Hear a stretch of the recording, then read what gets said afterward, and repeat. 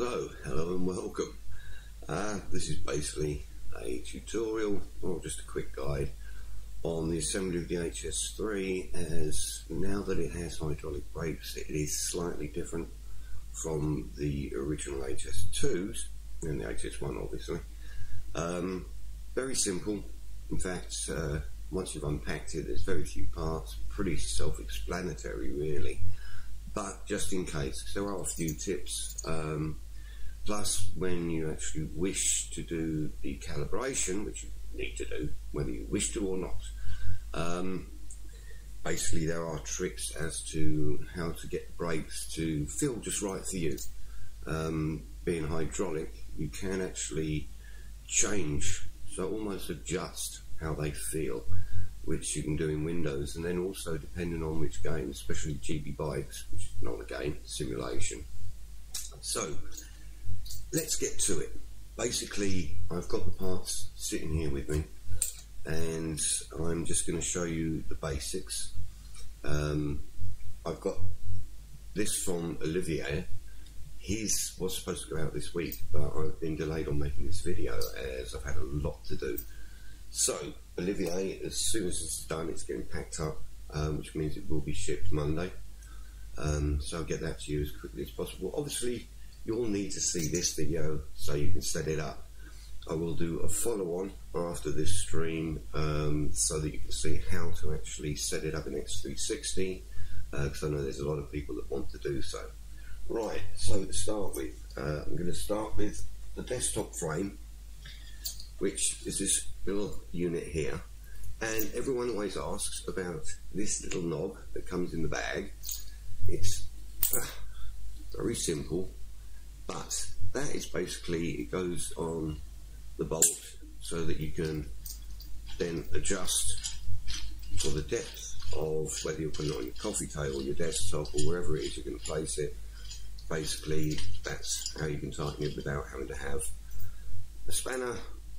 Makes it a bit easier. Right, I'm not going to use this one. This is Olivier's. I'm just going to put it to the side. I've got one mounted on my basic coffee table come desktop, my mishmash table. So I'll put this to the side. 1 second. Right, once you've got that, when you get your package, there's several grub screws, basically 4 of them. Now, one goes right here in the back of the SPSS steering head. That will then connect to that desktop system, which I'll place this in a moment, but we'll go through the foot controls first. So that's very simple. So one grub screw in the back of the head, good on that. Then you get your parts for the desktop foot controls. Desktop foot controls. Shut up, Alan. Right, foot controls. Right, so basically you've got 3 grub screws, one in the centre here, one on this end, and one on this end. God, it is funny looking at it, it's reversed. Okay, when you actually mount it, you want this square piece here facing you, so that when you put the foot controls on, it's better with the balance. If you don't, it's not critical, but I find it better. So always have it so the bar's facing away, the horizontal bar facing away, vertical facing you. Okay, so that's that. Got the grub screws in. Then you have your main base. Basically, you slide this over the base, take the grub screw. Now, when you first start off, you're going to want to adjust it depending on where you're sitting. If you're sitting on a couch, I'll have it right down at the bottom. If you're sitting on a desktop, you might have it up higher. That way, you can adjust it so it's comfortable for your feet. And it's very important that you actually, especially for the gear shift, because you want to be able to get your foot to be able to flip underneath and on top of the gear lever. So there's your basic system. Then with that facing away from you, this side is going to be your shift, that side's going to be your brake. Now obviously it looks like it's reversed on the video, but I'm sure people will get the idea. You have your gear shift on the left, so that simply slots in. Now, I find rule of thumb to start off, see the bar here and this point here, if you turn it so that it's basically level, nice and flat, And then with your 5mm Allen key, which I need to start providing, I haven't at the moment, you just simply tighten it up into position. Obviously once you put it down on the ground, you'll want to set it up as you can. Now this actually has cables fully connected, including the one for the rear brake. Obviously with it being a hydraulic brake now, you can disconnect it, makes it simpler. So now I take the brake. So this is the new hydraulic brake system, and basically the connector will go onto here, onto the transducer. So you'll slide that into the right side of the frame, which like I said is reversed on this video, and then once again do the same so it's kind of leveled up. Just gives you rule of thumb as to where it is, and then you just simply tighten up that grub screw. Now I'm not going to actually put all the cable ties on because it just means I'll end up cutting them off anyhow to pack it for Olivier. So that goes like that. So now we get it so that cable's over the top. Then here's your brake. Simply have that go up, connected to there, and there you go. Now I put cable tie, one either side of the centre, which is the only one you need for the brake, and then another one at this end for the shift, just to stop it hanging down. But because the brake comes like this, you really don't need to do. So I'm just going to quickly do that so they don't get caught up everywhere. So, like I said, this is very simple. It's not rocket science, but it's always better to actually do something. So excuse me for facing away, but we'll get that done. I prefer to definitely make sure you have cables safely with cable ties. Stops you pulling them out. You won't damage the system. So put that into place. Right, now foot controls have a USB 3 connector which goes into the one on the handlebars. So you've got a USB 2 which plugs into your computer. You get a 5mm extension cable for the USB 2 to plug into your computer so you can be away from the system. First of all, before you connect the system to your computer, make sure you plug the USB 3 for the foot controls in to start with, before you plug it into your computer. So I'm just going to quickly unplug this, move the camera so you can see where I'm going to set this up, and that way you'll get a bit of an idea. Then we shall try and calibrate. Right, so this is where I'm going to have to kind of adjust the cam. Right, that'll do. Just about right.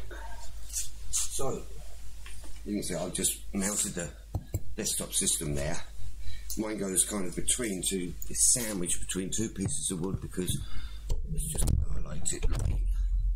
Right, so once you slid it onto the desktop system, you will simply tighten up that grub screw at the back.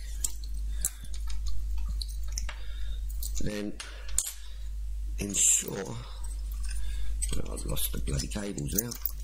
This cable comes up on the left hand side and feeds through to the right and just hangs down. And then you'll want to take your foot controls. There are extra cable ties, so you can actually really mount the cables a lot better on the actual foot control base. I'm going to plug it into the USB 3. So it's plugged into the USB 3 underneath.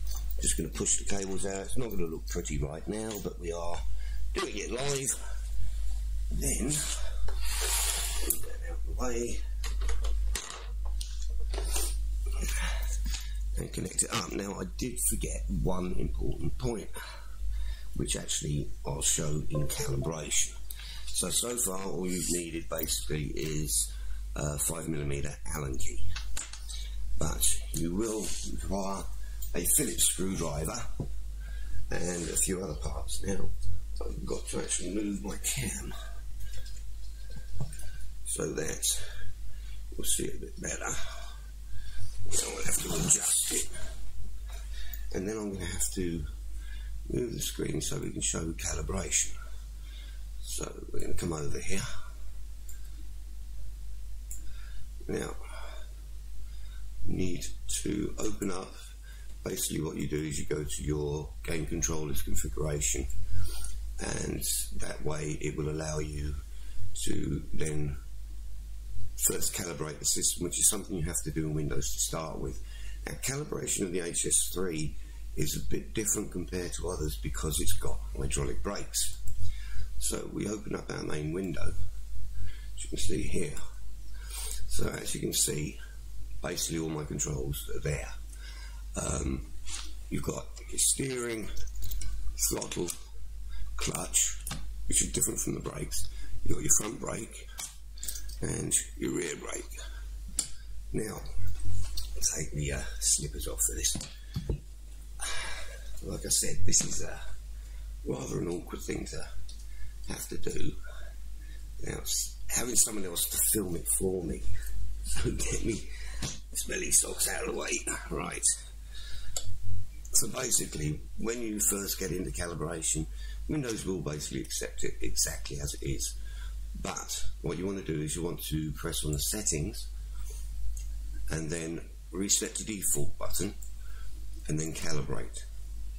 Now, where it says next, click on next again. Now you've got your controller ready for setup. First thing you're going to do is your steering.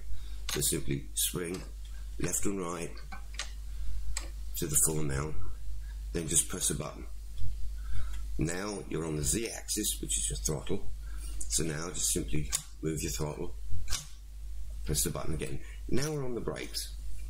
Now, depending on the pressure that you apply to the brake lever, be it the front brake or the rear brake, we're doing the front brake now, but the more pressure you apply, the more you're going to need to apply when gaming or if you're in a sim. So basically, rule of thumb I find, pull the lever so you can see it's starting to move, and I'm giving very little pressure. So now I'm going to give a little bit more pressure. So I wasn't really giving much. So let's make it very simple. And that, so if you haven't got such a strong hand, press next again. Now that's going to be for my clutch. Then press again.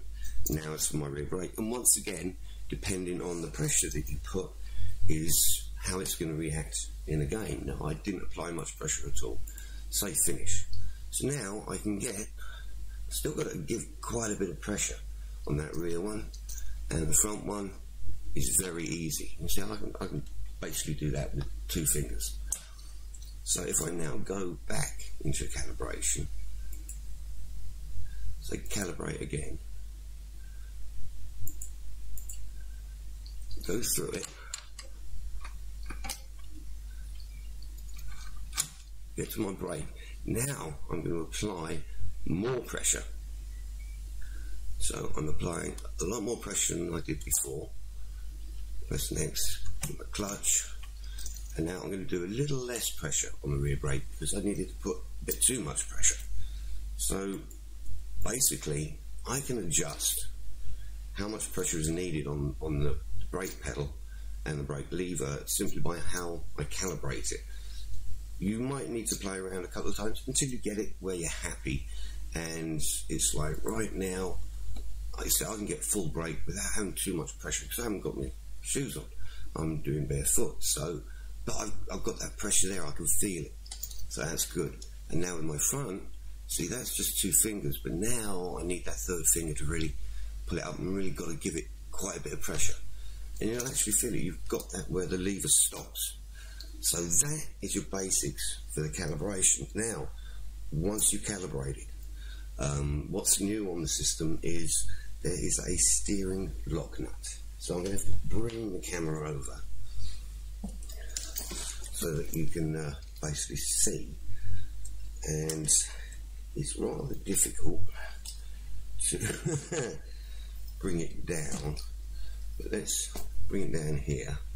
So basically, once you've calibrated and you've got it, you want to undo that lock nut, spin it all the way out till it touches the head of the Phillips, and screw it all the way in now. So you want that Phillips and the nut to be fully in. Now what that does is it will make a stop for the throttle, so you've got a throttle stop.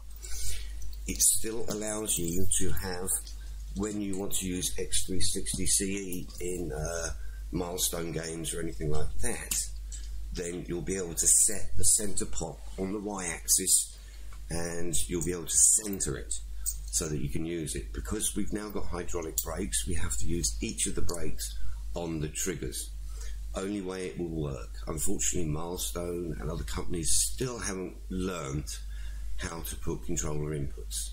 GP bikes doesn't matter, you do not have to center, but that throttle pop needs to have that stop, no matter what you do, to stop you breaking the cable. So I did have a customer who had a friend, or rather his brother, who whacked it so hard, broke the cable. Luckily, the way it's designed, it didn't break the MTE. So please ensure that when you get your system, that once you've calibrated, you lock that screw down. Well, that is the basics for setting up how to use your controller. But we're just going to GP bikes, which can take quite a while to load because I actually have a lot of tracks and a lot of bikes that do this, get me out of the way. So then you go into settings. Right, and now you'll want to, in fact, go to input, then calibration. And when you're in calibration, you just want to move all of your controls, so all of your analogs, until you've got it. Now, once again, in GP bikes, you can change the pressure needed to apply purely by how much pressure you actually calibrate with.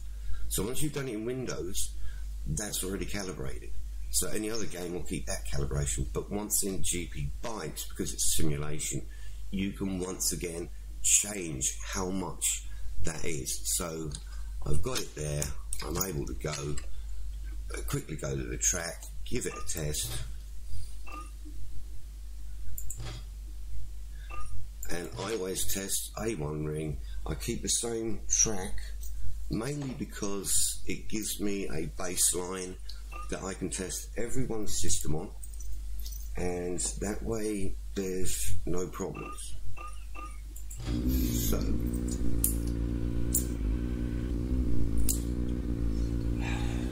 look at that, a quick that. Well, not really set up, I'm just not sitting in the right position, but there you go. I forgot to take the automatic transmission off, but there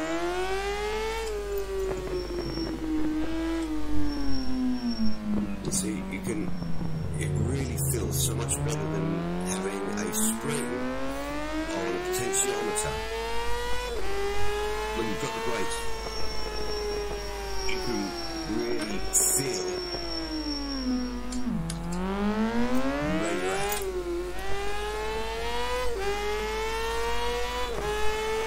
So it makes it feel far more realistic, and it gives you more feel. You can almost bounce front end. So basically that's rule of thumb. Just play with the brake adjustment until you get it right. Everyone has a different strength in their hand, their foot, your seating position, and how you actually are. So that's where you want to play with it. So you can almost grab it and you're good. So anyhow, that was basically all that I wanted to do. Give a quick demo how to put the system together. So I hope that helps out. I will be doing one later today, which will show full adjustments, so that when you actually need to use milestone game I'll be using Ride 2. So I know that so Jose from Spain is actually waiting, so that comes in a little bit. I'll get set up to do that. I just wanted to keep the videos short. So thank you for watching, and if anyone has any questions, please leave comments in the end. Wishing you a wonderful weekend. Goodbye.